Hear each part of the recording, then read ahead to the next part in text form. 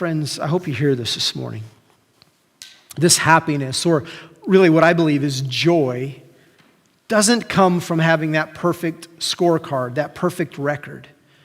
It comes from a cleared record. Forgiven, covered, no longer held against you.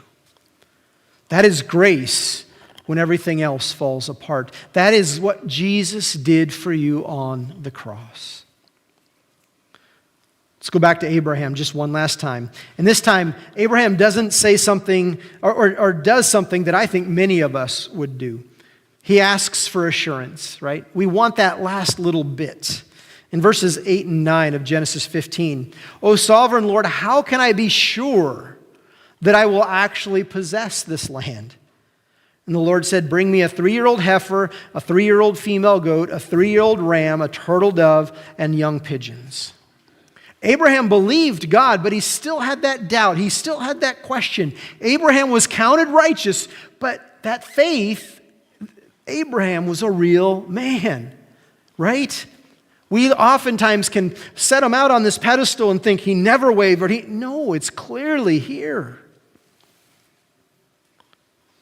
And God doesn't rebuke him either, does he? He meets him and he invites him into a covenant relationship. And what happens next is extremely important. Please listen to this. In verses 17 through 18, it says, "After the sun went down and darkness fell." So Abraham has already prepared this place for the sacrifice. I won't get into the gory details other than he's cutting the animals in half. There's a ditch. All the blood and goo goes into the middle of the ditch. I'm giving you the gory details. I said I wouldn't, and then I did. That doesn't make any sense. Anyhow, so the way that covenant would work is then the two people that are making the covenant would walk through all of that yuck and repeat the covenant and say, if I fail to keep my part of this covenant, may what happened to these animals happen to me. That's what they're saying. We're talking life and death here, okay? So Abraham's prepared everything. He's ready to make the covenant.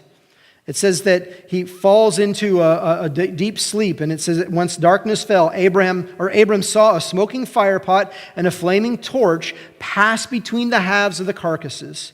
So the Lord, that's what this represents, made a covenant with Abram that day and said, "I have given this land to your descendants all the way from the border of Egypt to the great Euphrates River." So again, in this time, they would have walked through both parties and say, "May this happen to me if I fail to keep my word, my side of the covenant." But who didn't walk through the blood and the gore? Abraham didn't, did he? Only God did. God alone passes between the pieces saying, "I will carry this. I will be faithful. I will keep the promise."